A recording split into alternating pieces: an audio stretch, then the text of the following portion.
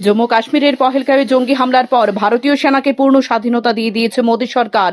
এই আবহে আশঙ্কার কথা জানিয়ে বড় বিবৃতি পাক মন্ত্রীর। মঙ্গলবার রাত 2টি সোশ্যাল মিডিয়ায় দেশকে সতর্ক করে পাকিস্তানকে সম্প্রচার মন্ত্রী আতাউল্লাহ তাহার লিখেন, 24 থেকে 36 ঘন্টার মধ্যে পাকিস্তানের বিরুদ্ধে বড় সেনা অভিযান শুরু করতে পারে ভারত। তবে ভারতের একতরফা পদক্ষেপের পাল্টা জবাব দিতে পাকিস্তানও প্রস্তুত।